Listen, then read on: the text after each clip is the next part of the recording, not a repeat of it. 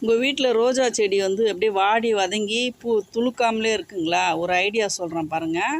நான் வந்து அதே மாதிரி தான் இருந்துச்சு. இது வந்து புதுசாக போன மாதம் வாங்கிட்டு வந்த ரோஜா கன்றுங்க. அப்படியே வந்து அதில் இலலாம் உதுத்து போய் ரொம்ப காய்ஞ்சி சாகிற கண்டிஷனில் இருந்துச்சு. நான் வந்து முட்டையும் கற்றாழையும் வந்து அரைச்சி இதில் வந்து போட்டிருக்கேன். முட்டைத்தோலை வந்து ஃபஸ்ட்டு பவுட்ரு பண்ணி போட்டேன். அடுத்து கற்றாழை அரைச்சி ஊற்றுனேங்க. இப்போ வந்து எல்லாத்தையும் அந்த மொனைப்பகுதியிலலாம் வந்து ஃபுல்லாக வந்து நான் கட் பண்ணி விட்டேன். இப்போ பாருங்கள், நான் கட் பண்ண இடத்தெல்லாம் காட்டுறேன் பாருங்கள். நான் கட் பண்ணி 3 நாள் தான் ஆகுது. எல்லாம் கட் பண்ண எல்லா இடத்துலையுமே வந்து துளுக்க ஆரம்பிச்சிச்சிங்க பாருங்கள். கட் பண்ணி விட்ட எல்லா இடத்துலையுமே வந்து குட்டி குட்டியாக வந்து துளுக்குது பாருங்கள். இதில் கூட வந்து லைட்டாக வர ஆரம்பிச்சிச்சு. ரோஜா செடியில் வந்து கட் பண்ணி விட்டிங்கன்னா உங்களுக்கு நல்லா வரும் பாருங்கள். இதுலேயும் வருது.